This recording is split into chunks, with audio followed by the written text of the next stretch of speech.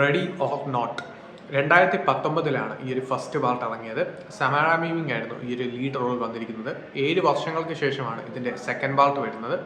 So ഇന്നലെയാണ് ആ ഒരു പാർട്ട് റിലീസായത്. Ready or not where I come എന്നാണ് ഈ ഒരു സിനിമയുടെ പേര്. സോ ഈ സെക്കൻഡ് പാർട്ടിൽ ഇതിലൊരു സിസ്റ്ററിൻ്റെ ക്യാരക്ടർ, സമാര മീമിങ്ങിൻ്റെ ക്യാരക്ടർ എവിടെയാണ് ആ ഒരു ഫസ്റ്റ് പാർട്ട് നിർത്തിയോ അവിടെ നിന്ന് തന്നെയാണ് ഈ ഒരു സെക്കൻഡ് പാർട്ട് തുടങ്ങുന്നത്. സോ ആ ഒരു ഹോസ്പിറ്റലിലോട്ട് എത്തിക്കഴിയുമ്പോഴത്തേക്കും തൻ്റെ സിസ്റ്റർ, എമർജൻസി കോൺടാക്ട് തൻ്റെ സിസ്റ്റർ ആയതുകൊണ്ട് ആ ഒരു സിസ്റ്റർ കടന്നു വരുന്നു.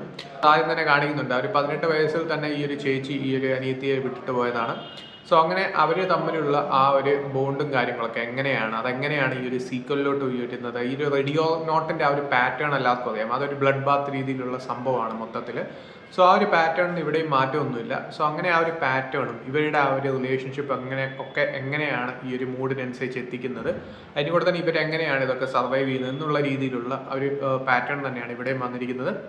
സോ ആസ് ഓൾവേസ് സമാര മീമിങ്ങിൻ്റെ പെർഫോമൻസ് എടുത്ത് പറയേണ്ട ഒന്നാണ്. സോ ഈ ഒരു ക്യാരക്ടർ എങ്ങനെയാണ് എന്നുള്ളതൊക്കെ കണ്ടവർക്കറിയാം, ഫസ്റ്റ് പാർട്ട് കണ്ടവർക്കറിയാം. സോ ആ ഒരു ക്യാരക്ടർ ആ ഒരു രീതിയിൽ തന്നെയാണ് ഇവിടെ പ്രസൻറ്റ് ചെയ്തിരിക്കുന്നത്. അതിനോട് തന്നെ കാരൻ ന്യൂട്ടൻ്റെ പെർഫോമൻസ് അത്യാവശ്യം നൈസായിരുന്നു. പക്ഷേ ഫസ്റ്റ് പാർട്ടിനെ അപേക്ഷിച്ച് ആ ഒരു സംഭവങ്ങളും കാര്യങ്ങളൊക്കെ കമ്പയർ ചെയ്ത് നോക്കുകയാണെങ്കിൽ സെക്കൻഡ് പാർട്ട് അത്ര വലിയ സംഭവമായി തോന്നിയില്ല. കാരണം ഒരു ഫസ്റ്റ് പാർട്ടിൽ തന്ന ആ ഒരു സംഭവം നമ്മൾ ആദ്യമായിട്ടാണ് ആ ഒരു സംഭവം കാണുന്നത്, ഇങ്ങനെയുള്ള ഒരു സ്റ്റോറിയും ഇങ്ങനെയുള്ള പാറ്റേണും ഒക്കെ കാണുന്നത്. സോ അങ്ങനെ വരുമ്പോഴത്തേക്കും ഒരു രസം ഉണ്ടായിരുന്നു. അതുകൊണ്ട് അൺഎക്സ്പെക്റ്റഡ് ആയിട്ടുള്ള ഷോർട്സും കാര്യങ്ങളൊക്കെ എൻഗേജിങ് ആയിട്ടുള്ള നറേഷനൊക്കെ ഉണ്ടായിരുന്നു. ആ ഒരു ലെവലിൽ സംഭവം ഇവിടെ തരുന്നില്ല.